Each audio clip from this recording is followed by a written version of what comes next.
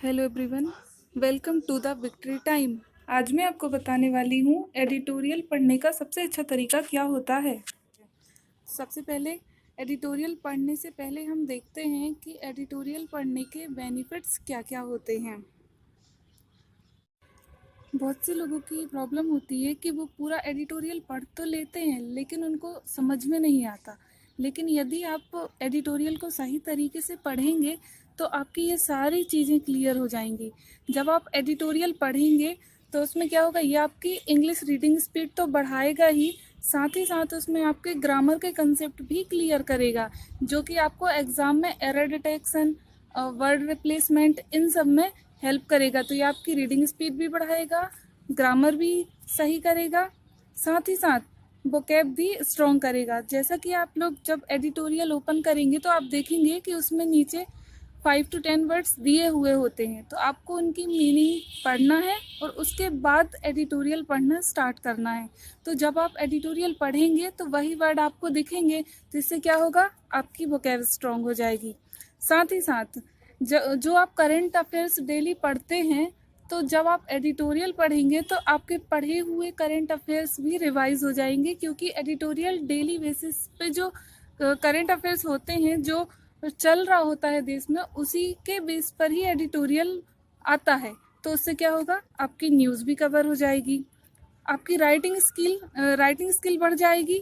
कैसे, जब आप पढ़ेंगे समझेंगे तो आप जो डिस्क्रिप्टिव होता है, राइटिंग होती है, आप वो लिख पाएंगे आसानी से, जो कि आपको डिस्क्रिप्टिव में बहुत हेल्प करेगी। जिससे आपकी राइटिंग स्किल सही हो जाएगी। और साथ ही साथ जब आप एडिटोरियल पढ़ने लगेंगे तो स्टार्टिंग में आपको समझने में थोड़ी दिक्कत हो सकती है, लेकिन जब आप उसको डेली बेसिस पर पढ़ेंगे तो उससे क्या होगा, आप बिना हिंदी में ट्रांसलेट किए ही इंग्लिश में ही आप वो एडिटोरियल समझ पाएंगे। तो इससे आपकी अंडरस्टैंडिंग बढ़ जाएगी, इंग्लिश समझने की क्वालिटी आप में आ जाएगी। इंग्लिश से ही आप इंग्लिश में समझ पाएंगे, आपको हिंदी में ट्रांसलेट नहीं करना पड़ेगा। और जब आप हिंदी में ट्रांसलेट किए बिना इंग्लिश में ही समझ पाएंगे तो आपकी ये क्वालिटी आपको आरसी में बहुत हेल्प करेगी, एग्ज़ाम में अनसीन पैसेज के क्वेश्चन सॉल्व करने में बहुत हेल्प करेगी। अब हम देखते हैं कि एडिटोरियल को कैसे पढ़ना है और यही सब चीज़ें एडिटोरियल पढ़ने से कैसे इम्प्रूव होती हैं। एडिटोरियल को अच्छी तरीके से समझने के लिए और उसके कंप्लीट बेनिफिट के लिए आपको एक आर्टिकल डेली बेसिस पर पढ़ना है, ठीक है। उसके लिए आपको, जब आप स्टार्ट करेंगे तो आपको टॉपिक वाइजली सिलेक्ट करना है। मतलब आप स्टार्टिंग में वो एडिटोरियल सिलेक्ट करो जो आपको पहले से न्यूज़ पता है, उससे रिलेटेड, मतलब आपका इंटरेस्ट होना चाहिए उस टॉपिक में। आज जैसे हमने ये टॉपिक लिया है फार्मूला 1 रेस का, जो अभी कंप्लीट हुई है, तो इसमें हम देखेंगे सबसे पहले टॉपिक दिया होता है, उसके बाद उसकी हाईलाइट दी हुई होती है 2 लाइन में, और फिर उसके बाद एडिटोरियल की स्टार्टिंग होती है। तो हम एडिटोरियल स्टार्टिंग में पढ़ना स्टार्ट करते हैं।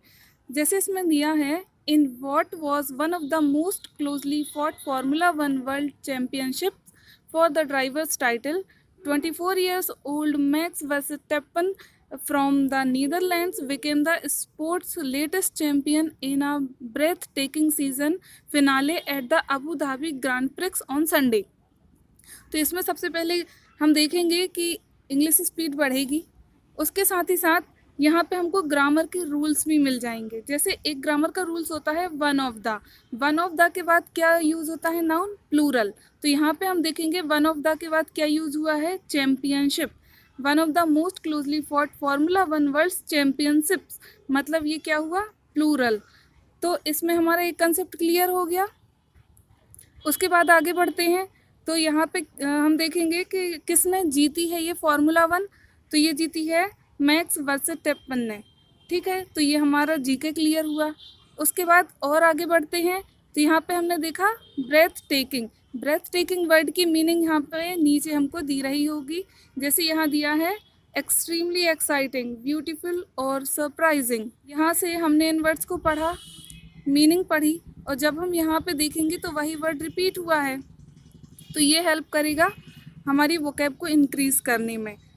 तीसरी चीज़ आती है, आगे हम बढ़ेंगे तो हम देखेंगे अबू धाबी ग्रांड प्रिक्स हुई है और ये किसने जीती है, मैक्स वर्स्टैपेन ने। तो यहाँ से हमारा करंट अफेयर्स क्लियर हो गया, मतलब किसने जीती है, कहाँ पे हुई है। आगे इसके आगे और बढ़ते हैं तो डचमैन ड्राइविंग, मतलब यहाँ से हमको पता चल गया कि जो जिनने जीती है मैक्स वर्स्टैपेन ने, तो ये नीदरलैंड के ड्राइवर हैं और रेड बुल रेसिंग ड्राइवर हैं। ये भी हमारा यहाँ से क्लियर हो जाता है। The Dutchman driving for the red bull racing achieve the feet, मतलब जिन्होंने जीती है वो रेड बुल के ड्राइवर हैं, नीदरलैंड से हैं। ठीक है, आगे बढ़ते हैं। The feet by overtaking his title rival Mercedes driver Lewis Hamilton, मतलब इन्होंने किसको हराया है, लुइस हैमिल्टन को। तो इस तरीके से हमारा करंट अफेयर्स भी क्लियर हो जाएगा और राइटिंग स्किल भी बढ़ जाएगी और इंग्लिश स्पीड तो बढ़ेगी ही। उसके अलावा जो वर्ड्स हम देखेंगे तो उससे वोकैब भी बढ़ जाएगी।